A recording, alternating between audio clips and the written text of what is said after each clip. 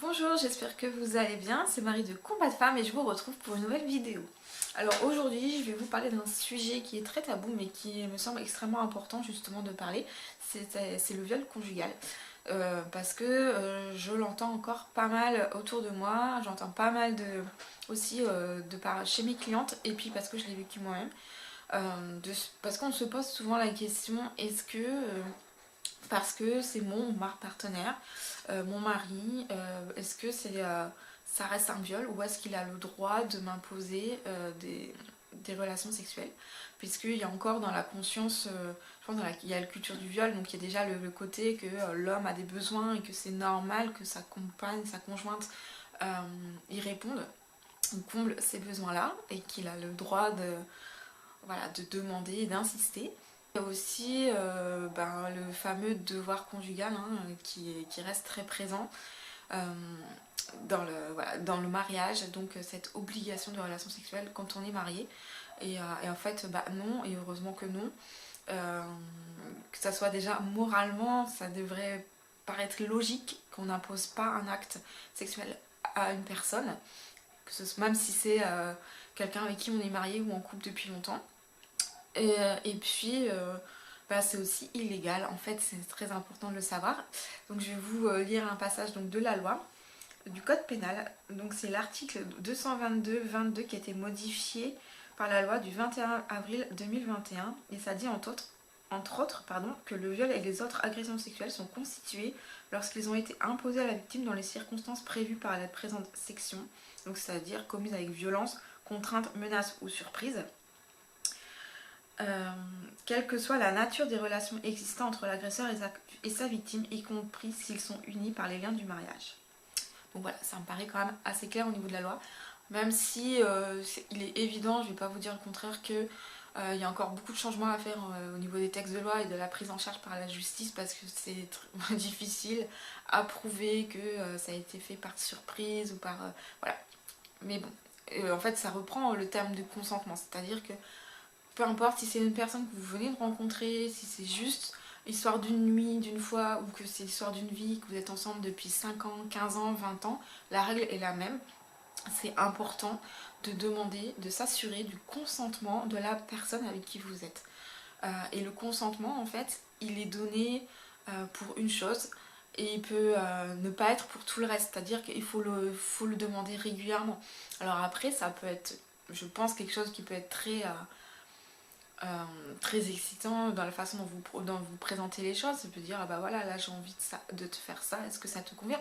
Voilà, il y a une communication qui est importante aussi, je pense, dans l'acte, qui finalement permet, je pense, une certaine ouverture, une façon de se sentir en sécurité, et puis de pouvoir échanger. Et je pense que c'est un plus en fait dans une relation, quelle qu'elle soit, déjà. Et puis parce que souvent on entend bah oui mais elle a accepté ça, ouais ok, et la personne a peut-être accepté un acte en particulier, mais c'est pas pour autant qu'elle va être d'accord avec tout le reste en fait, et donc c'est important de demander à chaque fois avant, parce qu'on n'impose pas un acte. C'est important aussi de préciser qu'une personne, si elle n'est pas capable de donner son consentement parce que notamment elle a bu ou elle est malade, enfin elle est dans une situation en fait de faiblesse physiquement ou psychologique, du coup on part du principe que c'est non, et on va pas imposer, voilà, on va pas prendre le risque en fait d'imposer une relation à cette personne qui n'est pas en état de donner son consentement pour X raisons. Donc voilà, et donc le viol conjugal, c'est vrai que c'est quelque chose qui revient souvent.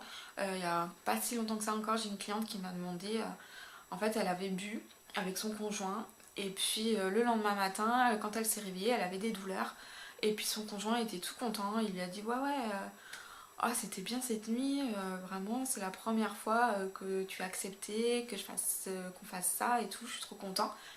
Et en fait elle s'en rappelait même pas, elle avait tellement bu qu'elle s'est même pas rendue compte de ce qui se passait, et elle m'a demandé est-ce que c'est un viol? J'ai dit ben oui c'est un viol.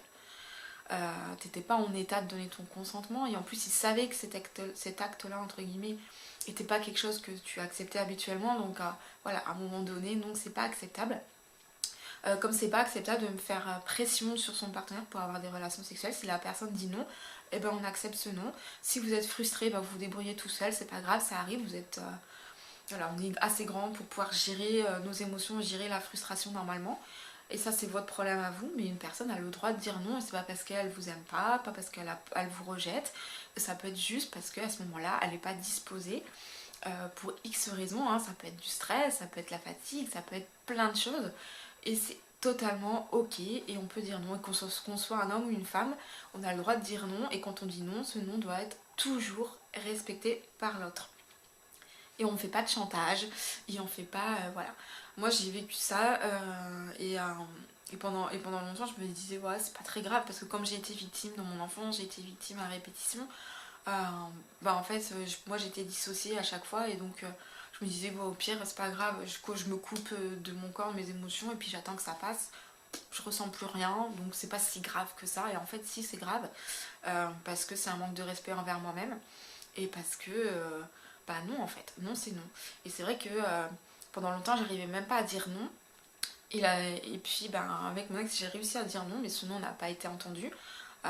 Il est passé outre ce non, et malheureusement après, une fois que cette étape était passée, voilà, je dis plus rien. Il faut savoir aussi que si votre partenaire, vous n'êtes pas au courant, mais si là c'était le cas, il était au courant de mon passé, si vous avez une personne qui a été victime, qui a vécu des violences, sachez ça peut être compliqué pour elle de dire non, et elle peut être totalement sidérée et dissociée à un certain moment. Moi pendant très longtemps, j'étais complètement sidérée, voilà, à partir d'un certain cap, d'une certaine étape, je ne pouvais plus bouger, je ne pouvais plus dire non, je ne pouvais plus rien faire. Et en fait c'est pas de ma faute, c'était mon cerveau qui bloquait parce que j'étais encore sous stress post-traumatique.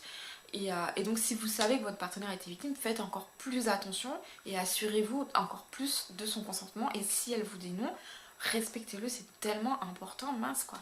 Et je me dis c'est quand même mieux de, tant pis, de passer à côté d'une relation un soir, plutôt que de se dire j'ai imposé ça à une personne que j'aime, que j'apprécie, avec qui j'avais envie de partager ce moment-là, et de me dire de vivre avec le fait que vous avez violé cette personne quoi.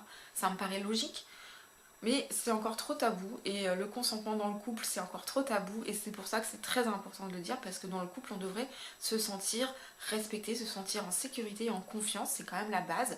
Et donc évidemment qu'il faut être respecté là-dessus, et donc il n'y a aucune obligation dans n'importe quelle situation, il n'y a jamais d'obligation d'avoir une relation avec une personne. Donc voilà, j'espère que cette vidéo aura été instructive.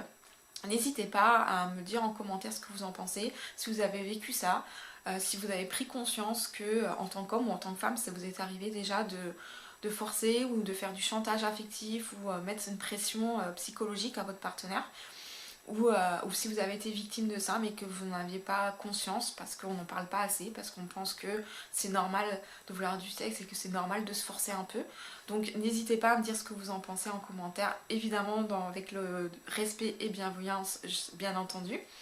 Merci de vous abonner à ma chaîne pour soutenir mon travail. Et c'est vrai que ça fait partie des choses dont on parle dans mes accompagnements et sur lesquels je peux vous aider justement. Donc n'hésitez pas aussi, il y a tous les liens pour mes différents accompagnements, ou aussi pour prendre un rendez-vous pour un bilan gratuit avec moi, pour pouvoir voir ensemble quelles sont vos attentes et vos besoins, et voir si je peux vous aider. Et puis aussi merci de liker et de partager ma vidéo, et de commenter, donc même si avec des émoticônes, pour soutenir mon travail.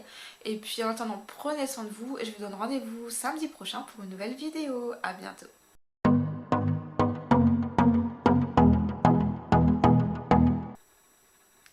Et puis